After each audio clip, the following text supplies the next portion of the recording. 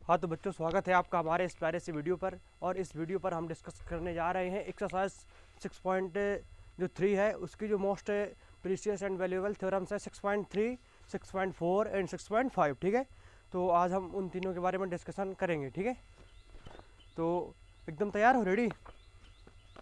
देखो एकदम सुबह सुबह का माहौल है, फटाफट तैयार हो जाओ और चलो स्टार्ट करते हैं अपना लेक्चर। ठीक है, और जो हमारी थ्योरम्स थी 6.3, तो now you are ready to start this lecture. Okay,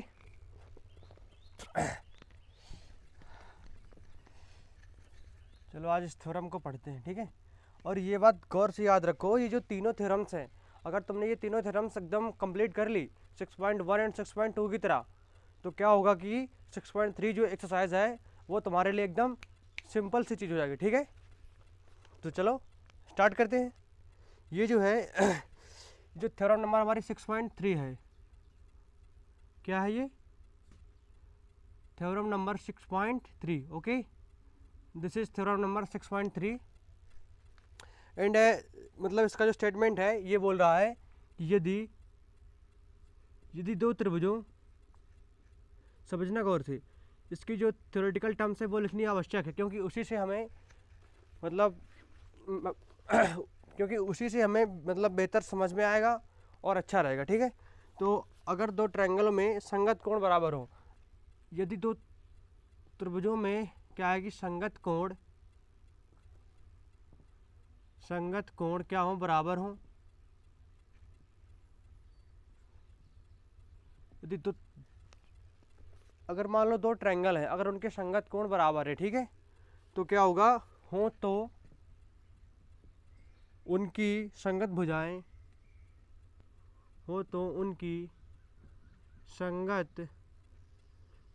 जो हैं, उनकी संगत भुजाएं एक ही अनुपात में होती हैं, यानी कि समानुपाती होती हैं। ठीक है, एक ही अनुपात में होती हैं। और क्या बोल रहा है, और इसीलिए ये जो दोनों ट्रायंगल हैं क्या होते हैं, समरूप होते हैं। और इसीलिए ये दोनों त्रिभुज जो है कि क्या होते हैं कि समरूप होते हैं। ओके, तो देखो ये हमारा स्टेटमेंट हुआ। ठीक है, अब इसे एक और कुछ और बोलते हैं, इसे बोलते हैं, क्या बोलते हैं, ए समरूपता। ओके, अब इसे ए समरूपता बोलते हैं क्योंकि इसके जो तीनों एंगल हैं, तीनों जो संगत एंगल हैं, यानी कि अगर वो ऊपर वाला है, देखो इसका मतलब ये है कि मान लो अगर ये ट्रायंगल है, ठीक है, और एक ट्रायंगल ये है, ओके, तो संगत का मतलब ये होता है कि अगर ये साइड वाला एंगल इसके बराबर होना चाहिए, ये वाला इसके बराबर, ये वाला इसके बराबर, ये इसके संगत होता है, ये इसके संगत है और ये इसके संगत है। ठीक है, तो ज़रा तुम सोचो, अगर किसी ट्रायंगल के दो एंगल अगर इक्वल हो आपस में, तो तीसरा जो है वो अपने आप इक्वल होता है कि नहीं होता? अगर कोई दो ट्रायंगल है, अगर उनके दो एंगल आपस में इक्वल हैं, ठीक है, तो जो थर्ड एंगल होगा वो ऑटोमेटिकली उसके इक्वल होता है, क्योंकि तीनों एंगलों का जो योग होता है वो होता है 180 डिग्री। ओके, और इसका भी होगा 180 डिग्री। ठीक है, तो इन दोनों का योग मान लो, इसको मान लेता हूँ मैं 50, इसको मान लेता हूँ 70। ठीक है, तो ये भी होगा 50, ये भी होगा 70। अब यदि मैं इसको निकालता हूँ तो मैं 180 में से माइनस करूँगा 7 5 12, यानी कि 120 करूँगा, तो मुझे कितना मिलेगा, 60 डिग्री। ओके, ये मिला मुझे 60 डिग्री। और ये जो है, यदि मैं इसमें 180 में से माइनस करता हूँ 120, तो क्या बचेगा, 60, तो ये 60 मिल गया। तो मैं ये समझाने का मेरी तात्पर्य जो है वो ये है कि इसको हम ए समरूपता भी बोलते हैं। क्या बोलते हैं? ए समरूपता। ये कैमरे में आ रहा है, ऊपर का, रुको,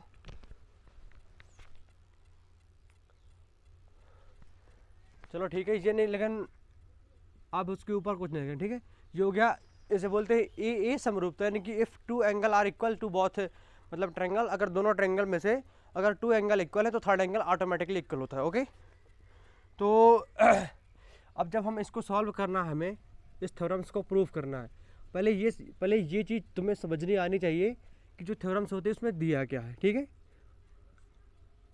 दिया यानी कि गिवन, क्या हमें गिवन है, ठीक है। अब हमें गिवन क्या है, बोला है 2 ट्रायंगल। तो देखो एक ट्रायंगल हमारा ये हो गया, okay, and our second triangle is this. अब मैंने इसको मान लिया ABC एंड इसको मान लिया DE एंड F, ओके। वो केवल 2 ट्रायंगल बोल रहा था, उसने ये नहीं बोला कि ABC मानो या DEF मानो। आप लोग अपनी सुविधा के अनुसार कुछ भी मान सकते हो, ठीक है।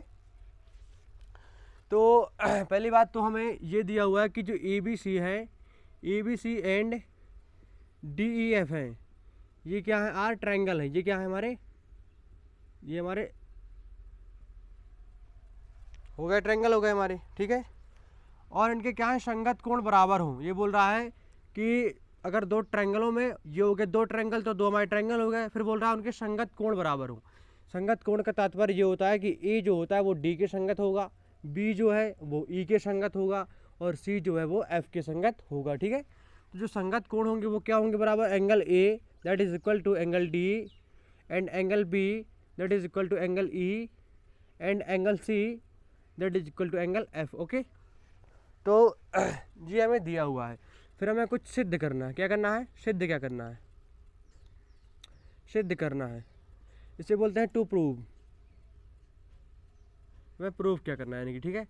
अब हमें सिद्ध क्या करना है, बोल रहा है कि उनकी संगत भुजाएं एक ही रेशियो में होती हैं। अब देखो जब संगत एंगल ऐसे होते हैं, संगत भुजाएं AB की जो संगत भुजा है वो DE है, और BC की जो संगत भुजा होती है वो EF है, और AC की जो संगत भुजा है वो क्या है, DF है, ओके।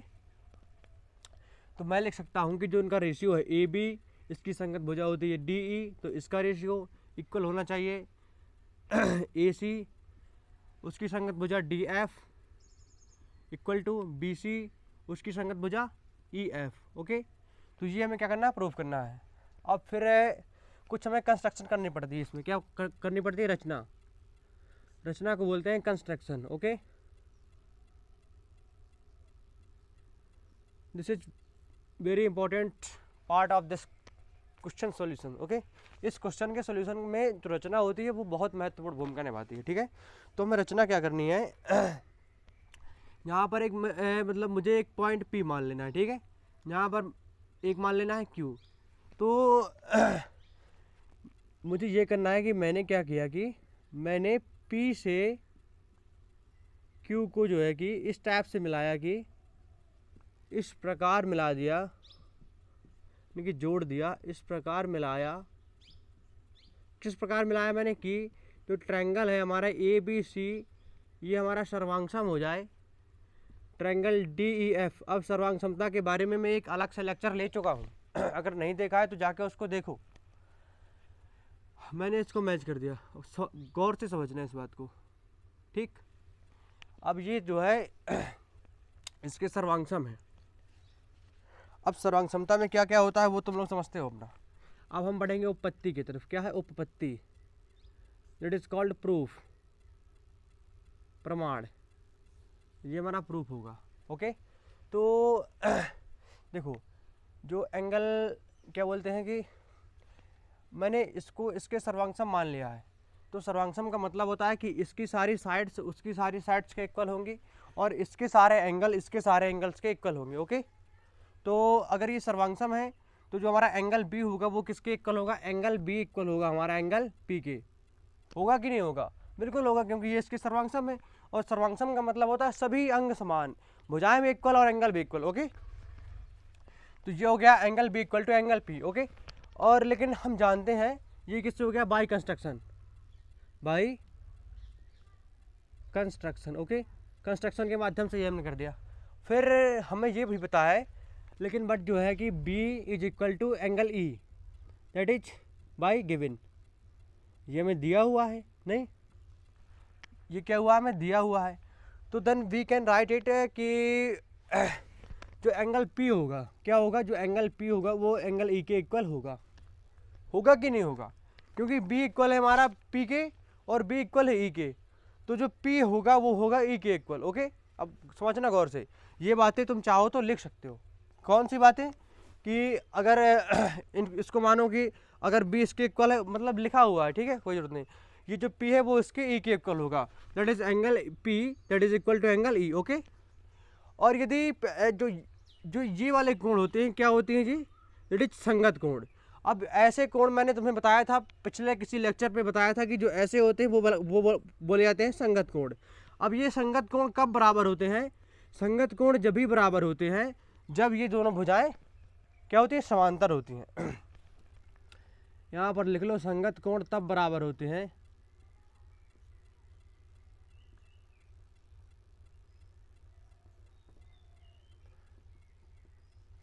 यानी कि जो इसके जो संगत कोण है ये पी और ई, ये तब बराबर होंगे जब क्या होगा कि P Q is parallel to E F, okay. Understand में आया कि नहीं।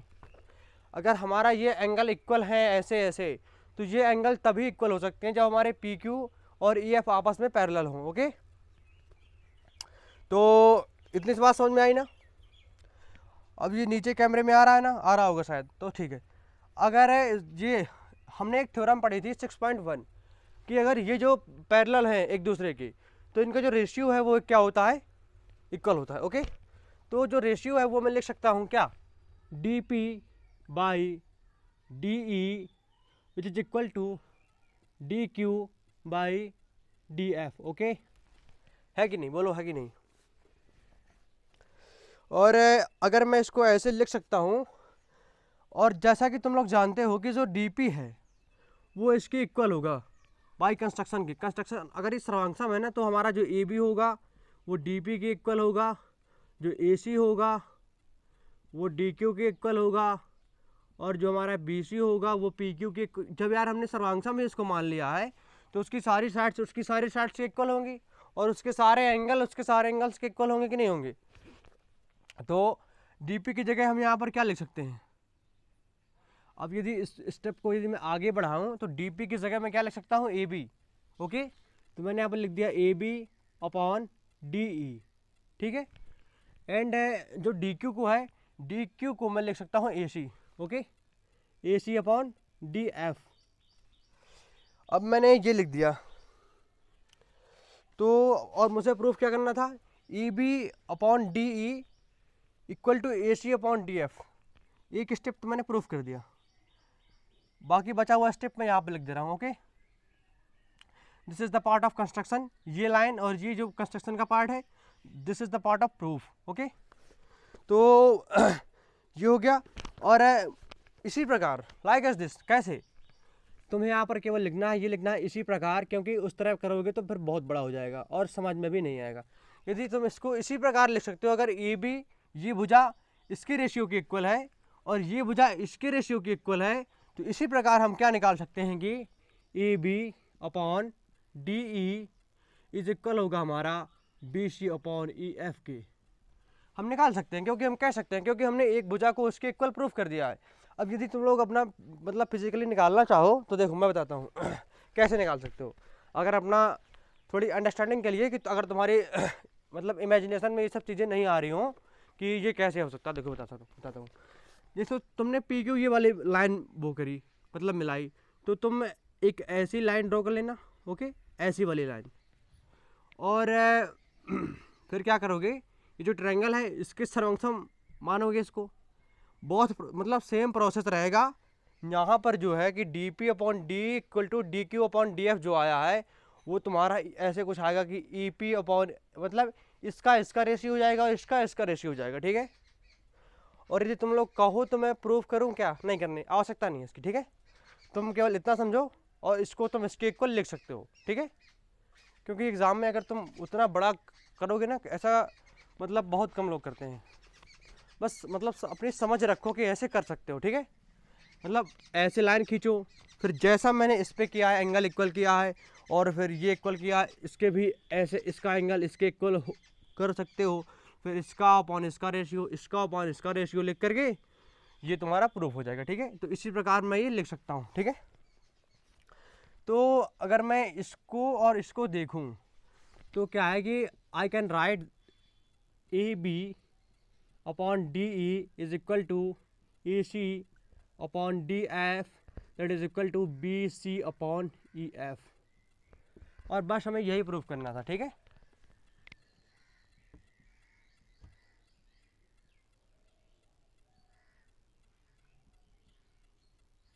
हमें यही प्रूफ करना था, ठीक है। तो हमने ये प्रूफ कर दिया, बस। कोई दिक्कत? Have you any problem? जल्दी बोलो। नहीं है ना? नहीं है, कोई बात नहीं।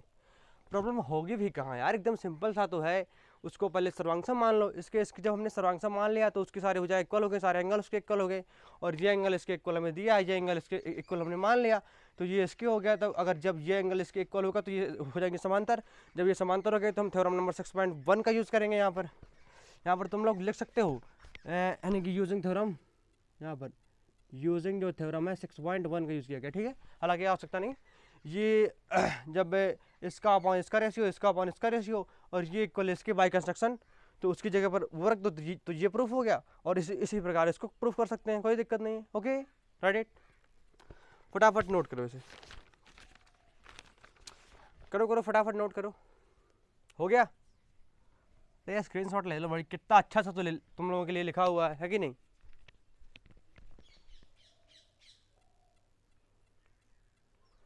हो गया? हो गया ना? चलो कोई बात नहीं।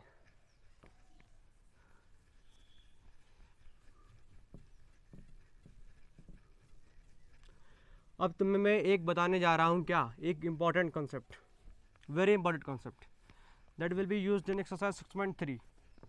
ये जो है हमारा एक्सरसाइज 6.3 में मोस्टली यूज होगा। कौन सा? भाई मैक्स टू मैक्स क्वेश्चनों पे ये यूज होगा। क्या होगा कि इफ एन ए ट्रायंगल है, ये लिखा है कि यदि एक ट्रायंगल के, यदि एक त्रिभुज के जो है कि, यदि एक त्रिभुज के क्या है कि दो कोण अन्य दो, बस कॉन्सेप्ट समझा हुआ है। अगर एक त्रिभुज के दो कोण जो है अन्य दो त्रिभुज के, अन्य त्रिभुज के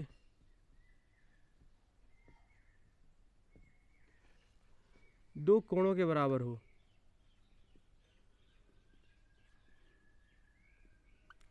अन्य त्रिभुज के दो कोणों के बराबर हो, ठीक है, तो क्या होते हैं? वे आपस में समरूप होते हैं,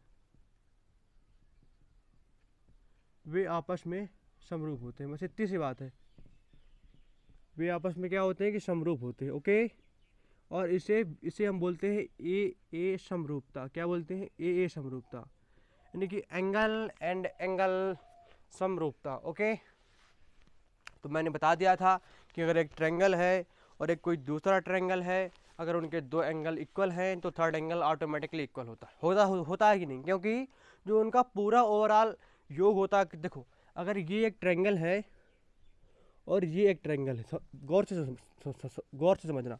अगर ये एक एंगल है, मान लो इसे मानता हूँ मैं ए बी सी, इसे मानता हूँ मैं डी ई एंड क्या मानता हूँ एफ। ओके, ये दिया है। और जो एंगल बी है वो हमें ई के इक्वल दिया हुआ है, यानी कि any two angle are equal to both, मतलब आपस में जो कोई दो एंगल हैं वो आपस में एक दूसरे के इक्वल है, यानी कि B is equal to E and C is equal to F. Okay, तो क्या होगा कि देखो पूरा तो भाई 180 है, पूरे का जो योग होता है तीनों का वो 180 होता है। अब मान लो मैंने जैसा पिछले एग्जाम्पल में 50 और 70 लेकर के एंगल वो किया था, तो दोनों का 60-60 आया था, इसका भी 60 इसका भी 60, तो उससे प्रूफ हो गया ना। बस यही बात है, क्योंकि भाई समझो यार, थोड़ी बुद्धि खोलो अपनी, क्योंकि ये जो है ना, ये जो मतलब ये जो तीनों एंगल का जो योग होता है वो होता है 180 डिग्री, ठीक है। कितना होता है? 180 डिग्री। और यदि हमें दो पता है कि ये है, तो जितना योग इन दोनों का होगा उतना ही तो योग इन दोनों को होगा, यानी कि जब ये इसके इक्वल है, ये इसके इक्वल है, तो ये ऑटोमेटिकली इक्वल होता है। बस समझने वाली बात ये है। हो गया, इसको कोई प्रूफ करने की आवश्यकता नहीं है, बस थोड़ी अपनी अंडरस्टैंडिंग में रखो इसको। हो गया, चलो आगे बढ़ते हैं।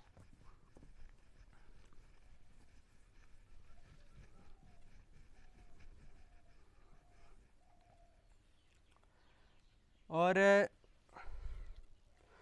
एक हमारी और थ्योरम है, वो है 6.4।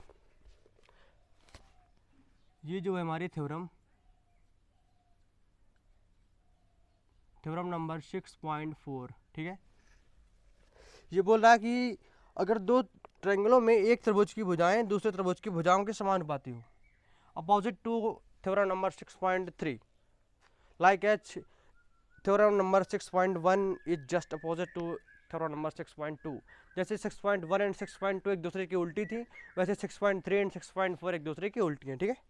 यदि दो त्रिभुजों में एक त्रिभुज की भुजाएं, लिखो, यदि दो त्रिभुजों में जो है कि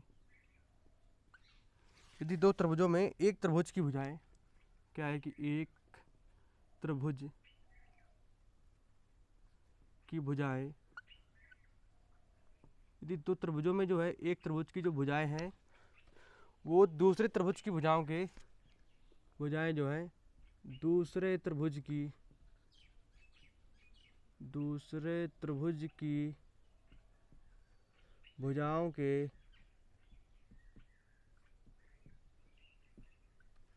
के क्या हो कि समानुपाती हो।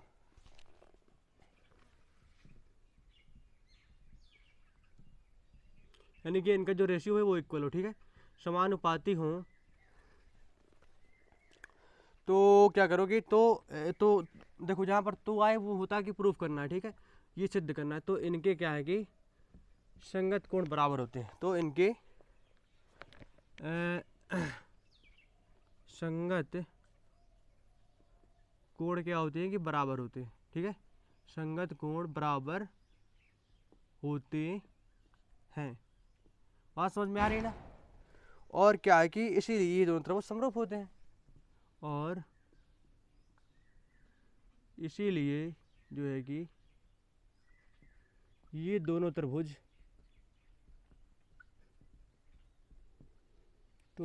क्या है कि समरूप होते हैं, ठीक, समरूप होते हैं। बस इतना सा हमें थ्योरम्स है हमारी। अब इसको मैथमेटिकल फॉर्म में कन्वर्ट करें और प्रूफ करें इसी के शब्दों में, ओके। तो देखो हमें जो गिवन है, मतलब दिया क्या है, हमें सबसे पहले ये देखना होता है कि हमें दिया क्या है। पहली बात तो उसने ये बोल दिया है कि दो ट्रायंगल हैं, क्या है, दो ट्रायंगल हैं। तो फर्स्ट बात ये है कि उसने हमें दो ट्रायंगल दे दिए। क्या दे दिए? दो ट्रायंगल। एक ट्रायंगल हमारा ये है एंड जो सेकंड ट्रायंगल है वो ये है, ठीक। ये है, इसे मैं मानता हूँ ए, इसे मानता हूँ बी, इसे मानता हूँ सी, ठीक है, इसको मानता हूँ डी ई एफ, ओके। तो फर्स्ट बात तो ये दिया हुआ है कि A B C and D E F जो है वो क्या है कि ट्रायंगल है, वो क्या है कि ट्रायंगल है, ओके। तो ए बी सी है और जो डी ई एफ है वो हमारे क्या है कि ट्रायंगल हैं। और इनकी जो भुजाओं का जो रेशियो है बोल रहा है एक दूसरे के समानुपाती है। यानी कि जो ए बी है, A B upon D E equal है हमारा A C upon D F equal है हमारा B C upon E F, okay. ये हमारा है कि नहीं? तो ठीक है, कोई बात नहीं। और फिर हमें जो है कि सिद्ध क्या करना है। देखो जब तक तुम प्रैक्टिस नहीं करोगे ना तब तक तुम्हारा दिमाग ऐसे ही उलझता रहेगा। मैं पहले बता चुका हूँ कि जो हमारा चैप्टर नंबर 6 है दैट इज ट्रायंगल, तो इसको पढ़ने के लिए एक भी लेक्चर अगर मिस कर दिया तो वो फिर अंडरस्टैंडिंग में नहीं आएगा, वो आउटस्टैंडिंग में चला जाएगा, ठीक है। तो इसमें जो हमें प्रूव करना है, टू प्रूव, अब इंग्लिश लिखने की आवश्यकता है नहीं, ठीक है। सिद्ध क्या करना है हमें? सिद्ध करना है हमें कि angle A is equal to angle D and angle B is equal to angle E and angle C is equal to angle F. अच्छा ये बताओ ऐसा हम कब प्रूफ कर सकते हैं? मैं ऐसा तभी प्रूफ कर सकता हूँ जब मैं इन दोनों को सर्वांगसम सिद्ध कर दूँ। क्या कर दूँ? सर्वांगसम सिद्ध कर दूँ। तो आई विल ट्राई टू मतलब प्रूव दैट बोथ आर सर्वांगसम। मैं इन दोनों को क्या है कि सर्वांगसम सिद्ध करने का प्रयास करूँगा, ठीक है। तो देखो कंस्ट्रक्शन के बिना क्या होता है? कुछ नहीं होता। रचना यानी कि क्या है? कंस्ट्रक्शन। अब इसका चैप्टर है भाई रचना का अलग से, जब उस पर पढ़ेंगे ना तो मज़ा आएगा। सबसे ज़्यादा मज़ा आने वाला है सर्कल पे, जो वृत्त है जब उसको पढ़ेंगे। नहीं, हर एक चैप्टर में मज़ा आएगा, ट्रिग्नोमेट्री में भी मज़ा आएगा, हर एक चैप्टर में, कोई चिंता वाली बात नहीं है, ठीक है।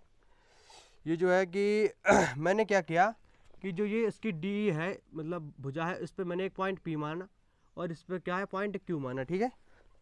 तो मैंने क्या है कि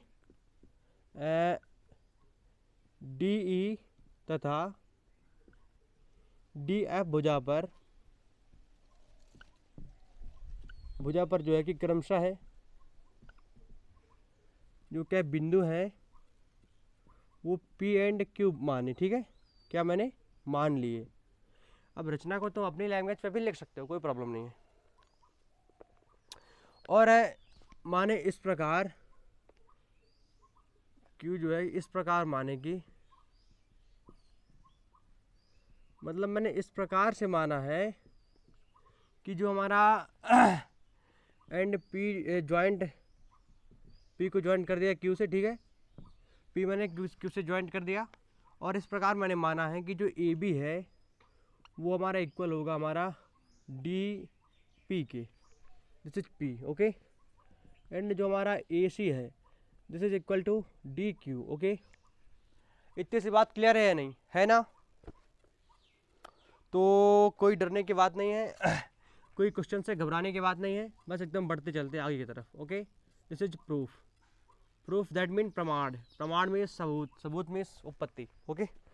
फिर ये हमें जो देखो दिया हुआ है, क्या दिया हुआ है कि A B, this is given that A B by D E is equal to A C by D F, ये हमें दिया है कि नहीं दिया? अब देखो बाई कंस्ट्रक्शन से हम मान सकते हैं कि ए बी इक्वल टू हमारा डी पी है कि नहीं? देखो A B is equal to D P, तो we can write instead of A B की डी पी, यानी कि ए बी की जगह मैं डी पी लिख सकता हूँ, ये जगह हमारा D P upon D E equal to A C की जगह क्या लिख सकता हूँ मैं, डी क्यू। अब मैं ये सब नहीं लिख रहा हूँ कि मैंने इससे मान उठाया उस पर रखा, बस केवल उस तरह लिखोगे यार तो बहुत लंबा हो जाएगा और समझने में दिक्कत होगी। फटाफट ये समझो कि अगर D A B equal to, देखो जब तुमने कंस्ट्रक्शन करोगे तो तुम्हें याद तो रहेगा कि मैंने ए बी को डी बी के इक्वल माना है, ए सी को डी को ए सी को मैंने डी क्यू के इक्वल माना है, ठीक है। तो जब तुम्हें इतना याद रहेगा तो फटाफट इसके मूव कर जाओगे। अब ये D P upon D E, D Q upon D F, अब ये जब हो जाता है ना तो क्या होता है कि ये कब होता है, ये जब होता है ऐसा, जब होता है तो क्या होगा, ये है तो ऐसा, इसलिए तो ये होगा कि यानी कि जो पी क्यू है वो पैरेलल होगी हमारी ई एफ के। लिख दो बाय यूजिंग थ्योरम।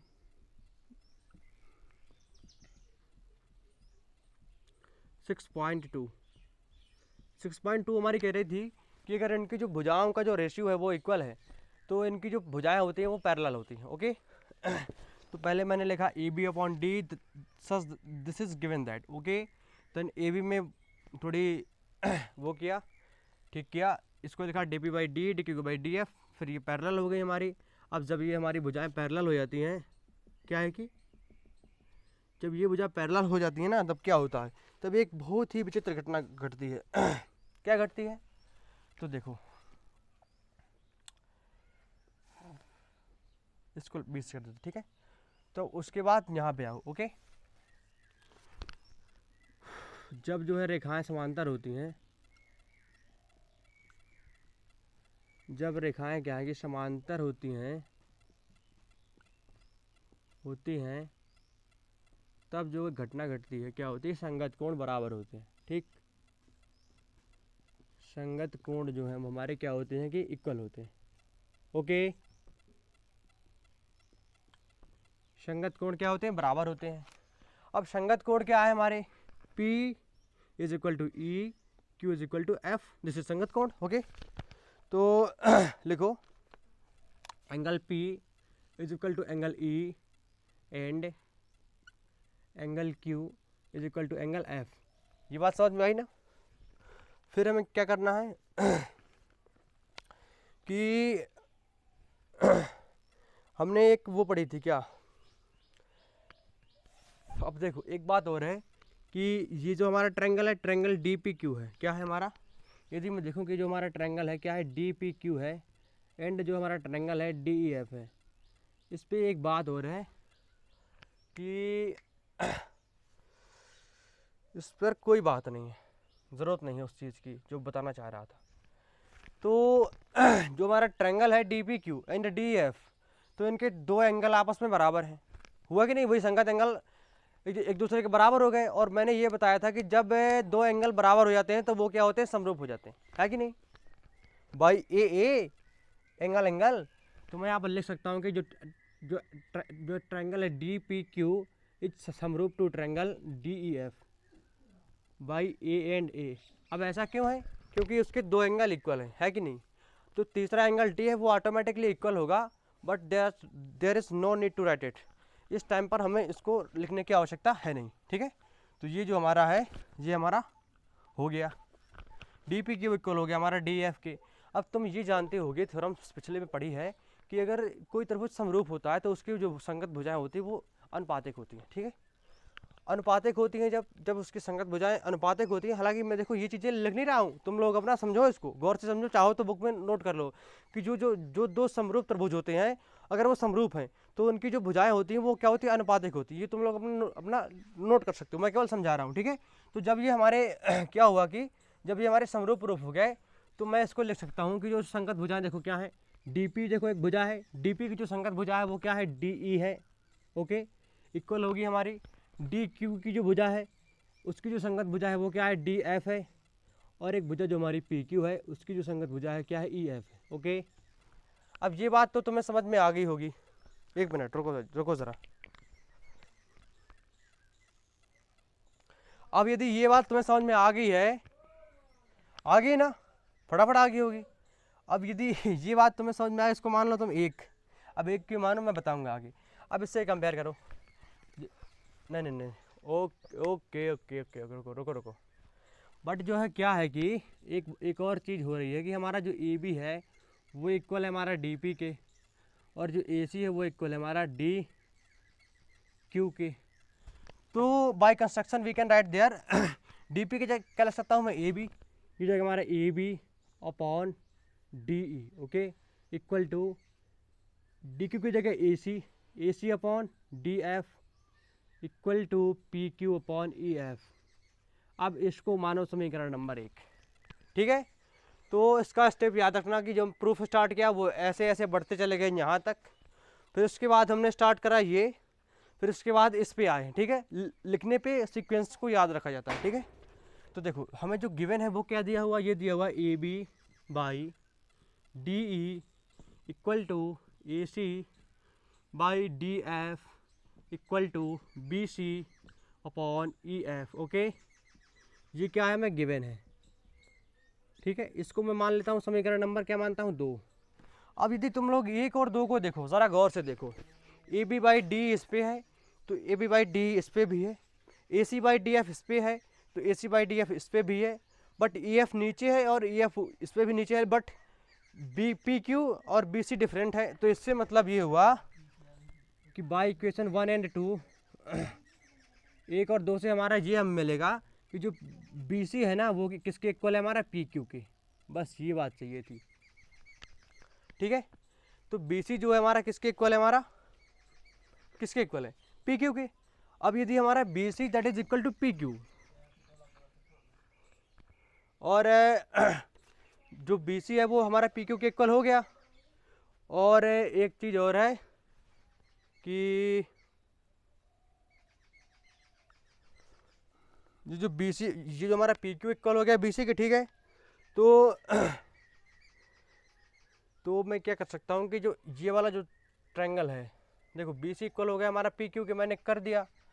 और जो ए बी है वो इक्वल है डी पी के बाई कंस्ट्रक्शन, एंड क्या है कि जो ए सी है वो इक्वल है हमारा डी क्यू के, बोथ आर बाई कंस्ट्रक्शन, ठीक है। बाई कंस्ट्रक्शन के माध्यम से ये हो गए। अब देखो जी, ये भुजा इसके बराबर, ये भुजा इसके बराबर और ये भुजा इसके बराबर। तो जब दोनों त्रिभुजों की भुजाएं बराबर हो जाती हैं तो वो क्या हो जाते हैं, वो सर्वांगसम हो जाते हैं, ठीक है। तब हम क्या लिख सकते हैं, तब मैं लिख सकता हूँ triangle A B C is सर्वांगसम to triangle D P Q by S S S सर्वांगसमता, ओके। तो मैंने लिख दिया कि ए बी सी सर्वांगसम टू डी पी क्यू। और मैंने स्टार्ट करने से पहले ये हिंट दी थी कि जब मुझे ये प्रूफ करना है कि एंगल सारे इसके इक्वल हैं, तो इक्वल कब होंगे, जब वो सर्वांगसम सिद्ध हो जाए। अब यदि एक बार वो सर्वांगसम सिद्ध हो गया तो उसके एंगल ऑटोमेटिकली इक्वल हो जाते हैं। अब सर्वांगसम सिद्ध करने पे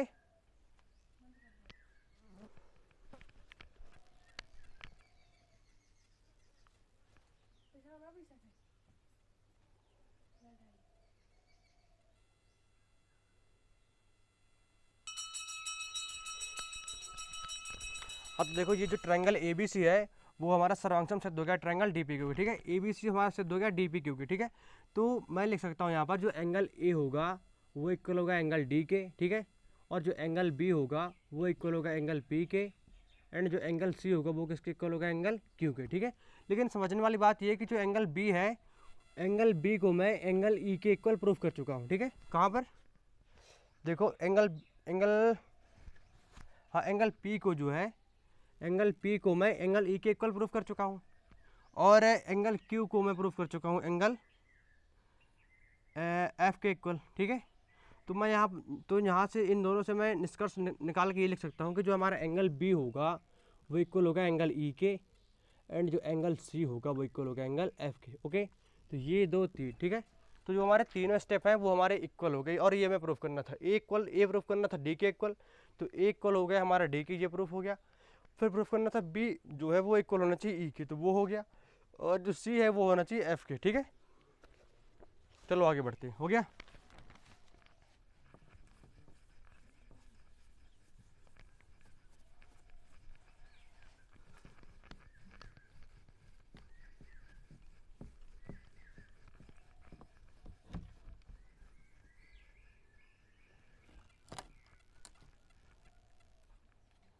अब देखो, अब हम बढ़ेंगे वो जो है, जो हमारी थ्योरम है कौन से 6.5 की तरफ, ठीक है।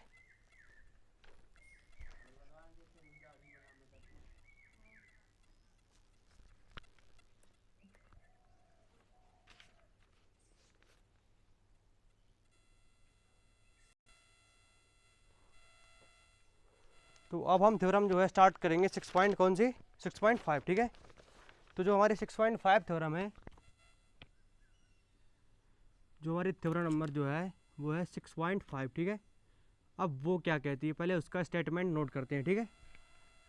तो वो जो है वो बोल रही है कि अगर एक त्रिभुज का एक कोण, क्या बोल रही है कि यदि एक त्रिभुज का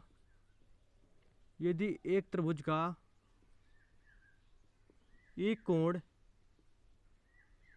यदि एक त्रिभुज का एक कोण क्या है कि दूसरे त्रिभुज के एक कोण के बराबर हो, दूसरे त्रिभुज के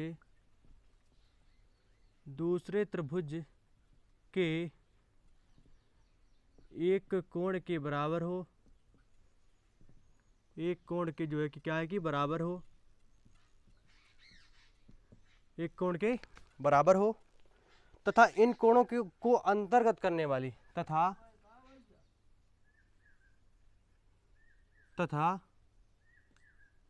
इन कोणों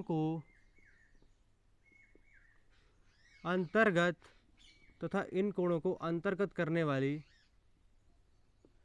अंतर्गत का मतलब होता है उनको बनाने वाली, ठीक है। इस कोण को बनाने वाली दो भुजाएं, करने वाली भुजाएं अंतर्गत जो करने वाली जो क्या है कि भुजाएं हैं, भुजाएं समानुपाती हो, ठीक है। उनका अनुपात सेम हो, समानुपाती हो, ठीक है, यानी कि सेम रेशियो में हो, समानुपाती हो। तो क्या हो कि वो दोनों त्रिभुज, तो देखो जहाँ पर तो आ जाए वहाँ से पता चलता है कि क्या प्रूफ करना है। तो मैं प्रूफ करना कि तो दोनों त्रिभुज समरूप होते हैं, यहाँ पर हमें समरूपता प्रूफ करनी है। तो दोनों त्रिभुज क्या है कि समरूप होते हैं, ठीक है। इतनी सी बात क्लियर है नहीं, ये थ्योरम फटाफट नोट करो, ठीक है। अब ये देखो हमें क्या दिया है इस पे, पहली बात उसने दो ट्रायंगल दिए हुए हैं, वही प्रोसेस, इसको मानो ए बी सी, इसको मानो डी एफ, बस मान लेना है, कोई दिक्कत नहीं है। ये हमारा होगा A B C, this is D E and F, ये हो गया A B C and D F, दो हो गए हमारे ट्रायंगल।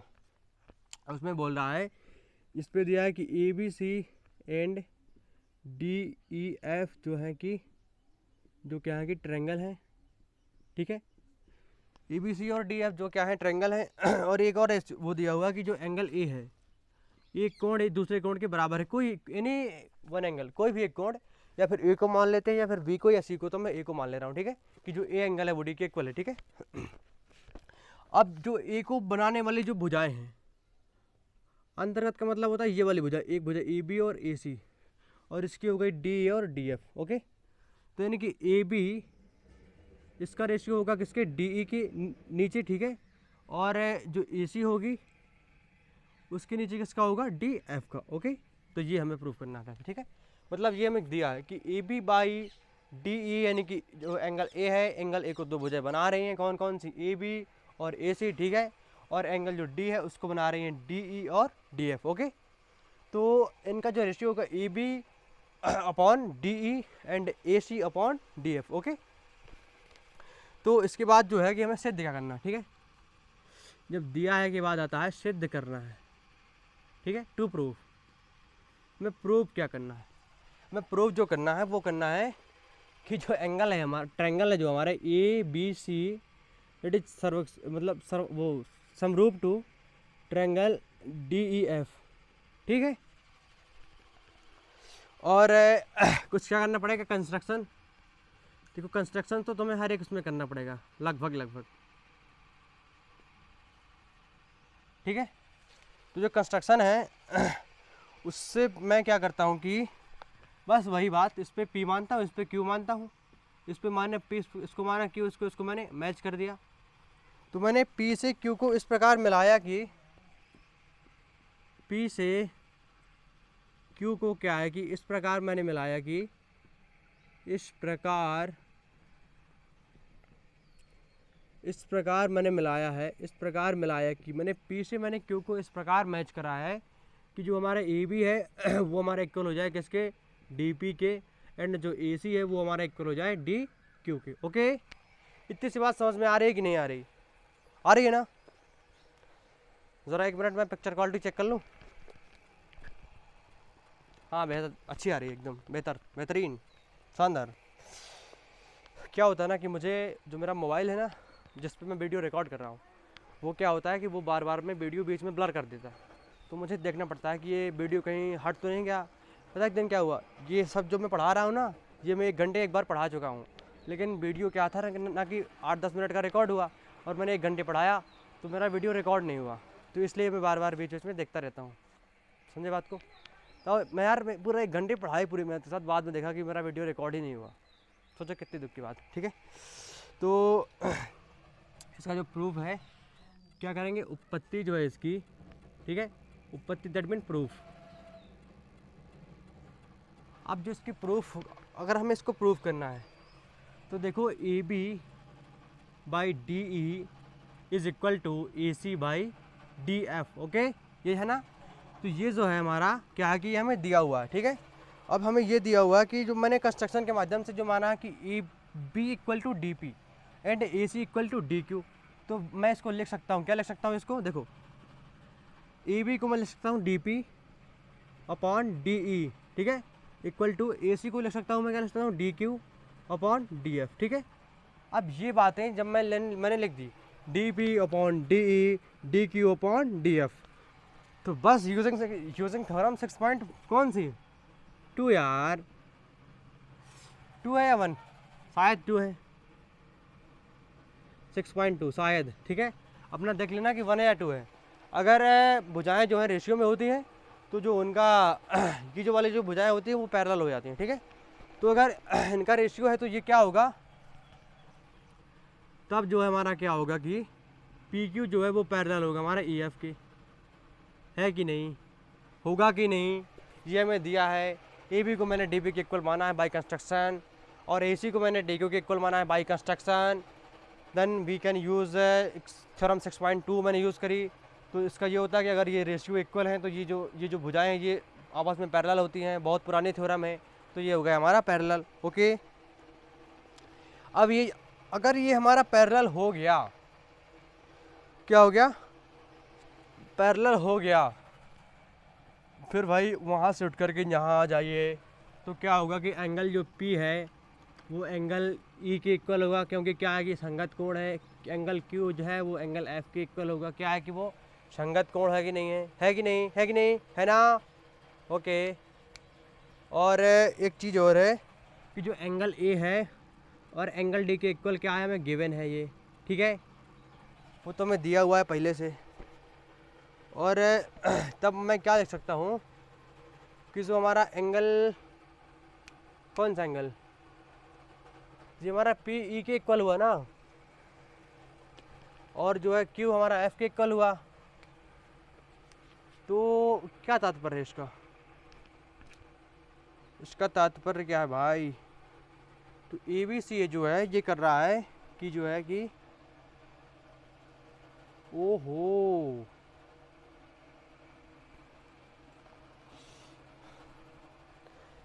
ये एंगल इसके इक्वल हो गया और पी ई के इक्वल हो गया और क्यू जो है वो हमारा एफ के इक्वल हो गया, ठीक है। तो फिर प्रॉब्लम कहाँ आ रही है भाई? प्रॉब्लम कहाँ आ रही है? कहाँ फंस गए हम लोग? फंसे नहीं है, बस उभरने की देरी है। तब ज़रा समझो कि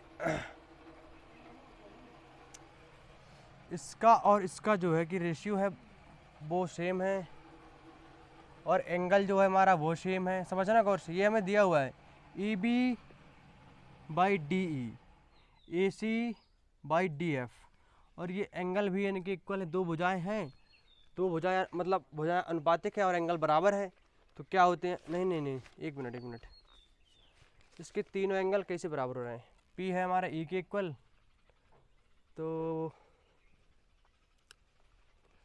सर्वांग समता ये प्रूव कर रहा है कि एंगल जो है, जो ट्रायंगल है हमारा, वो ए बी सी जो है, एक मिनट,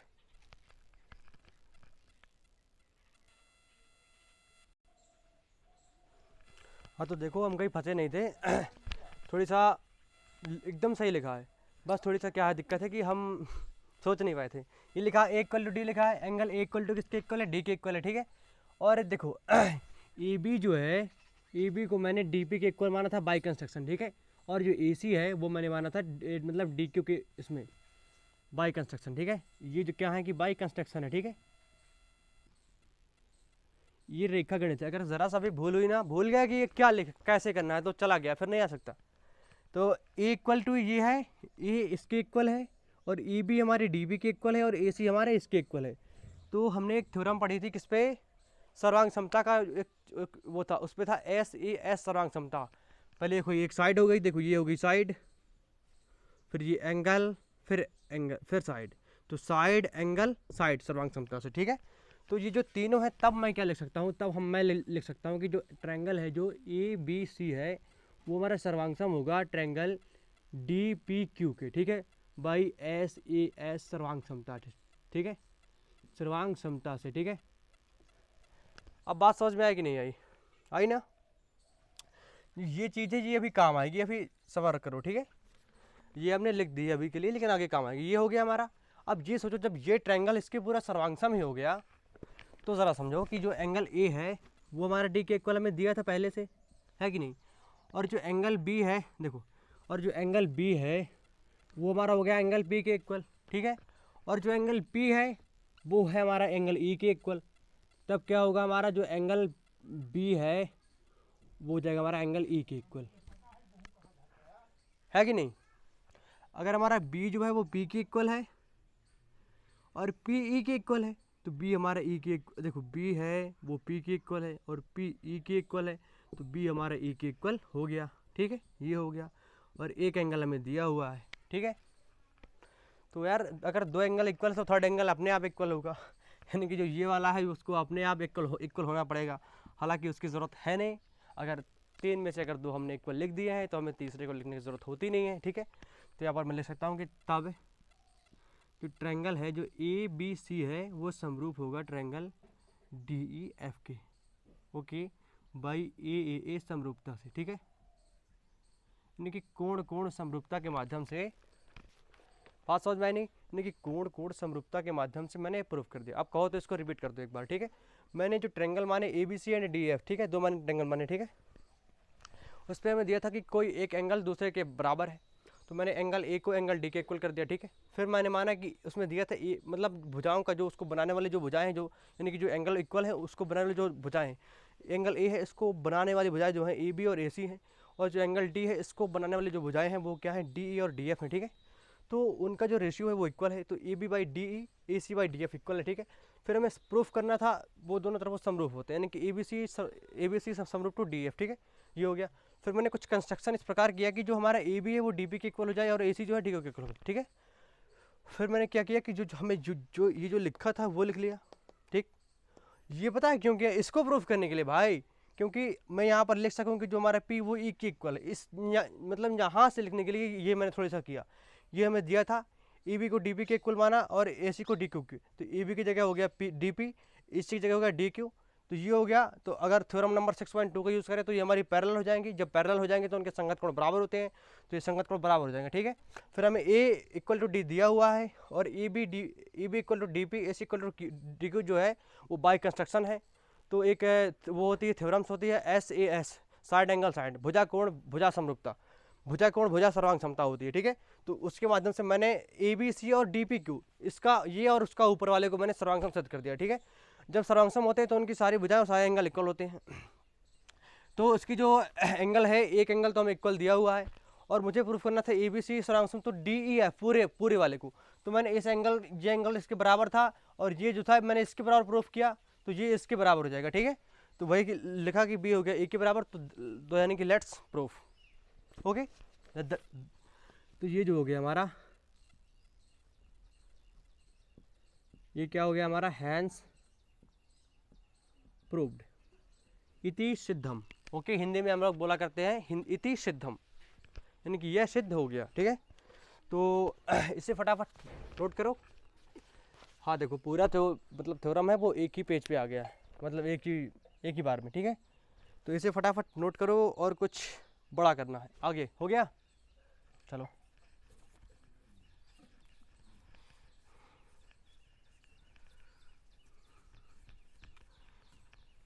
अब हम मूव करेंगे एक्सरसाइज 6.3 की तरफ।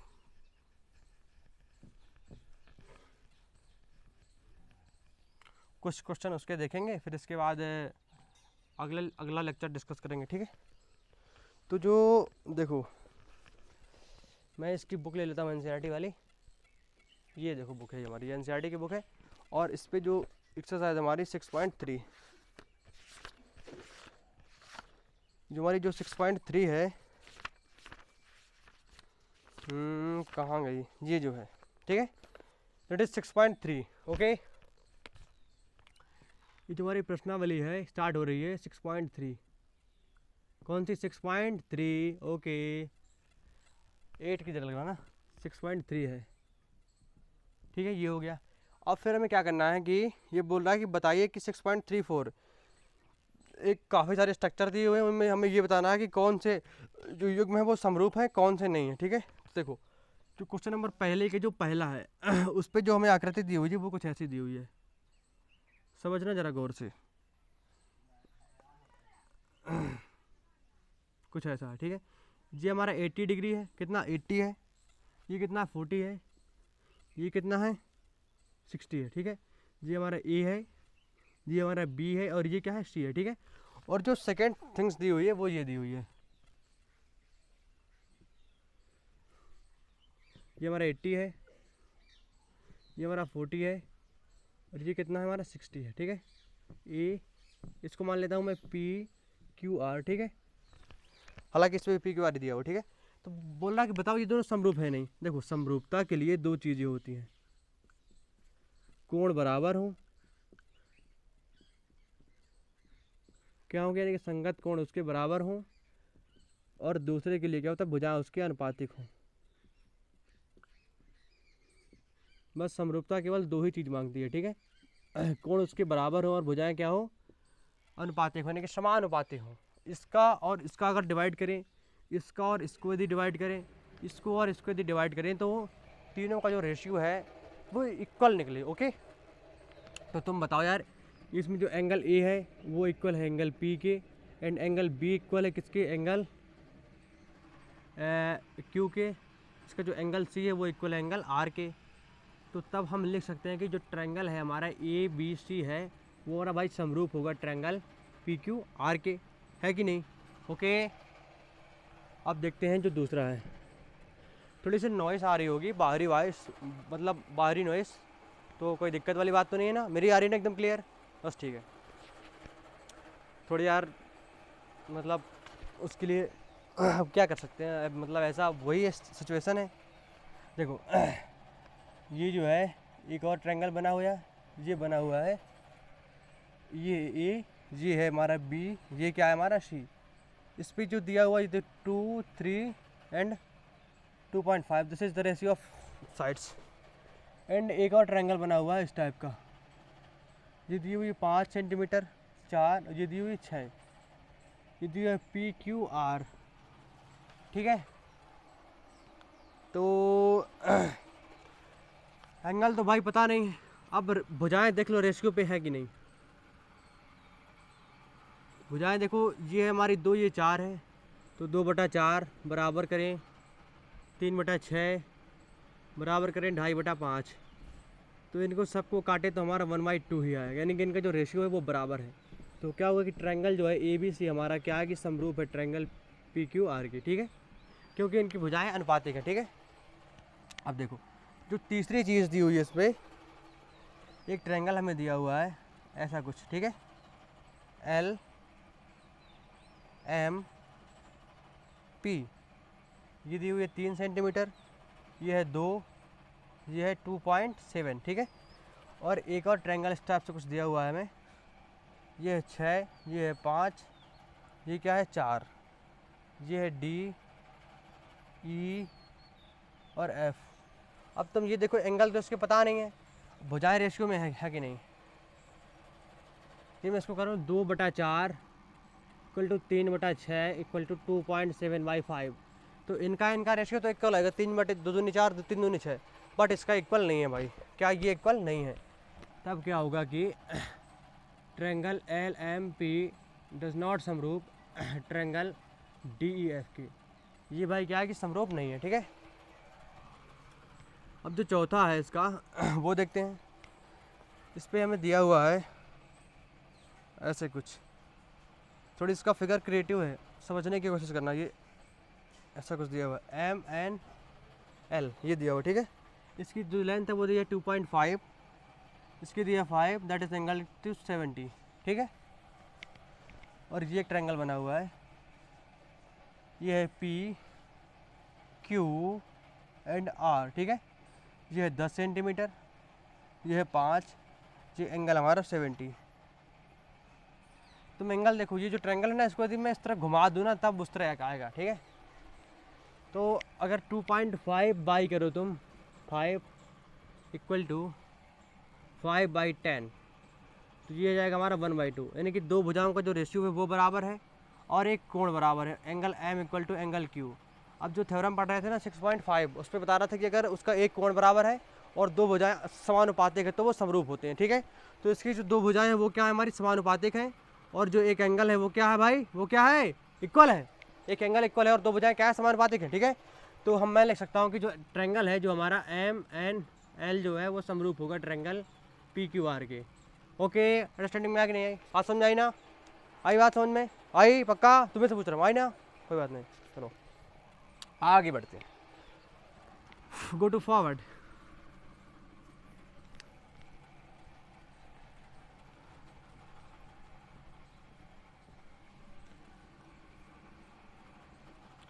अब क्या है कि बच्चों, दोस्तों, मित्रों, जो भी चार हो गए, अब बचा हमारा पांचवा। पहले का ही चल रहा है, पांचवा जो है इस पे हमें एक ट्रायंगल दिया हुआ है, ये दिया हुआ है ट्रायंगल, ठीक है। ये हमारा कितना है 80 डिग्री है, ये कितना है 3, ये है 2.5 ए बी एंड सी, ठीक है। और एक और हमें ट्रायंगल दिया हुआ है, दिस इज अनदर ट्रायंगल। ये हमारा 80 दिया हुआ है, ये हमारा एफ, ये है डी, ये हमारा है ई, ठीक है। ये 6, ये है 5। अब ये समझो यार कि देखो इस पे एंगल यहाँ पर बन रहा है, इसकी साइड ये और ये वाली दी हुई है, बट इस पे एंगल यहाँ बन रहा है, तो ये वाली साइड तो दी है but still not given this side. हमें ये साइड दी होती तो मतलब ये वाला एंगल अगर दिया होता जैसे उस पर है तो हमारा इक्वल होता, क्योंकि 3 दूनी 6 और 5 मतलब 2.5 दूनी 5 है। लेकिन एंगल इसका ए है, अगर ये वाला इसका एंगल होता, अगर एंगल बी होता तो समरूप होता, क्योंकि एंगल उसका वहाँ बन रहा है और ये वाली साइड की लेंथ पता नहीं है। जैसे इसका एंगल यहाँ बन रहा है, ये वाली साइड की लेंथ पता है, इसकी पता है। अब इसका पता है, इसका पता है, अगर ये वाला एंगल होता तो हो जाता, लेकिन इसका है तो नहीं होगा। तो ट्रायंगल ABC जो है वो समरूप नहीं होगा ट्रायंगल DEF के। ओके, अब बढ़ते हैं जो 6 नंबर का लास्ट है। इस पर हमें दिया हुआ है एक ट्रायंगल दिया हुआ है, ये हमारा DE एंड F, ठीक है। ये दिया हुआ है 70 डिग्री, 80 डिग्री, और अनदर दिया हुआ है ये 80 डिग्री, P है, ये Q है, ये R है, और ये दिया हुआ है 30 डिग्री। तो यार तुम लोग बताओ ज़रा, ये एंगल, इसके एंगल E जो है वो इक्वल है एंगल Q के। ओके, अब यदि मैं ये वाला एंगल निकालूँ तो 8 7 15, ये हमारा 30 निकलेगा। पूरे 180 होता है, और 80 और 70 को जोड़ें तो 150 होगा, और 180 में से 150 को जब माइनस करते हैं तो आता है हमारा 30 डिग्री। और इसका टोटल 180 होगा, ये होगा 8 3 गिरे 110 डिग्री, तो ये बचेगा हमारा 70 डिग्री। तो इसका जो D भी है वो भी P के बराबर है, F भी है वो भी R के बराबर है, इसलिए जो क्या होगा, जो ट्रायंगल है वो DEF वो हमारा वो समरूप होगा ट्रायंगल PQR के। समझ में आएगी नहीं? 1 मिनट में ज़रा पिक्चर क्वालिटी चेक करता हूँ, ठीक है।